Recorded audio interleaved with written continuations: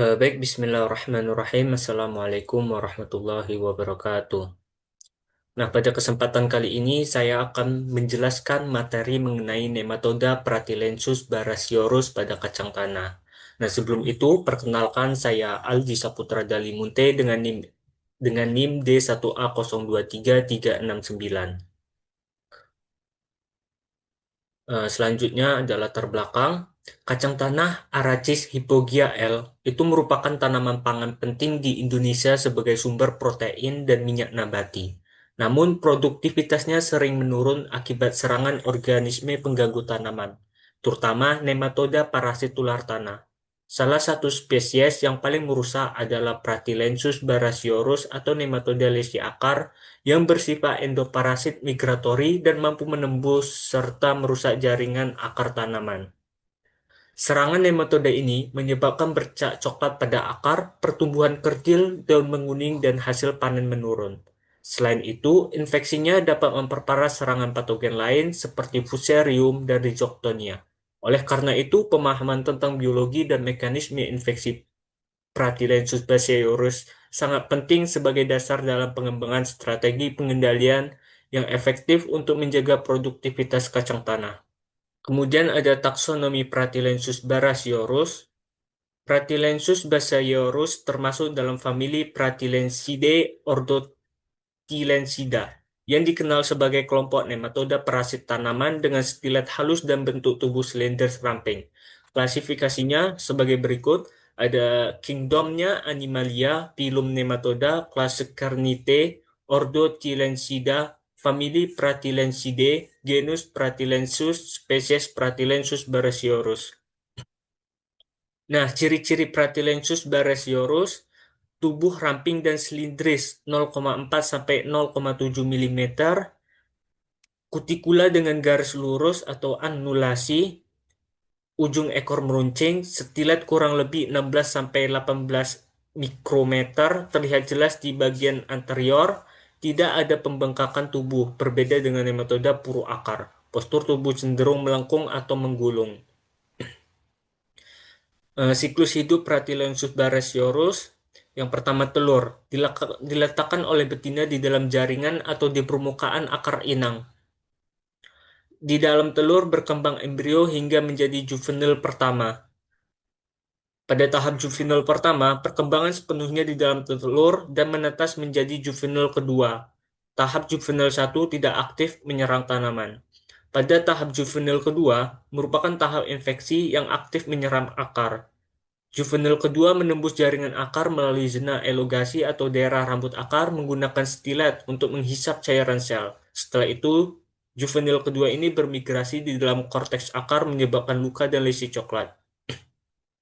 Pada tahap juvenil ketiga dan juvenil keempat, tahap pertumbuhan di dalam akar masih bersifat migratori. Nematoda memakan sel-sel akar, memperluas daerah infeksi, dan menimbulkan nekrosis jaringan. Pada tahap dewasa, betina dewasa dapat menghasilkan ratusan telur selama hidupnya. Jantan jarang ditemukan karena sebagian besar produksi bersifat patogenesis. Setelah bertelur, betina dapat keluar dari akar dan berpindah ke akar lain melalui infeksi baru. Nah, seluruh siklus dari telur hingga dewasa itu berlangsung sekitar 25-30 hari, tergantung suhu dan kelembapan tanah. Suhu optimum berkembang 25-30 derajat Celcius. Nematoda dapat bertahan hidup di tanah tanpa inang selama beberapa bulan, terutama di sisa jaringan akar mati. Selanjutnya, mekanisme infeksi pada tanaman kacang tanah. Mekanisme infeksi Pratylenchus barasiorum pada tanaman kacang tanah dimulai saat juvenil kedua menembus akar melalui zona elongasi, menggunakan stiletnya untuk menghisap cairan sel. Nematoda kemudian bermigrasi di dalam korteks akar, menyebabkan luka dan lesi coklat akibat kerusakan jaringan.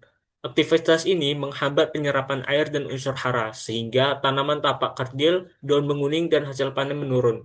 Luka pada akar juga menjadi pintu masuk bagi patogen lain seperti Fusarium dan Rhizoctonia yang memperparah kerusakan. Selanjutnya ada dampak infeksi terhadap pertumbuhan tanaman kacang tanah. Nah, infeksi Pratylenchus barasiorum itu menyebabkan kerusakan pada sistem akar kacang tanah. sehingga penyerapan air dan unsur hara terganggu. Akibatnya, tanaman menunjukkan gejala daun menguning, pertumbuhan kertil, serta penurunan jumlah dan ukuran polong. Lesi atau luka pada akar juga memudahkan masuknya patogen sekunder seperti Fusarium dan Rhizoctonia yang memperparah kerusakan jaringan akar. Serangan berat nematode ini dapat menurunkan hasil panen hingga 30-50% tergantung tingkat populasi dan kondisi dari lingkungannya. Nah, adapun upaya untuk mencegah dan mengendalikannya secara umum, upaya pencegahan dan pengendalian Pratylensus basiorus ini dapat dilakukan melalui beberapa cara terpadu. Ada rotasi tanam dengan jenis non-inang seperti jagung atau padi dapat memutus siklus hidup nematoda. Aplikasi bahan organik seperti kompos atau pupuk kandang matang membantu meningkatkan aktivitas mikroorganisme antagonis di tanah.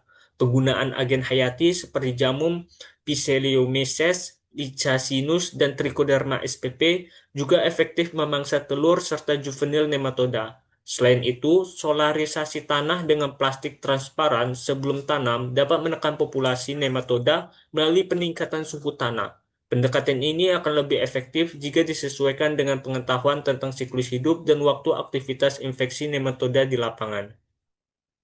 Nah, adapun kesimpulan yang dapat ditarik, Pratylensus basayorus ini merupakan nematoda endoparasit migratori penyebab penyakit lesi akar pada tanaman kacang tanah.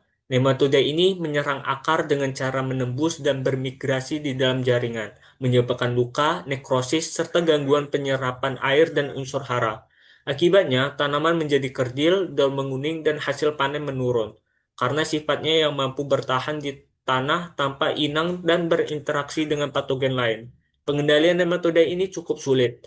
Oleh karena itu, pengelolaan yang efektif perlu dilakukan secara terpadu melalui rotasi tanam, penggunaan bahan organik, agen hayati, dan solarisasi tanah untuk menekan populasinya secara berkelanjutan.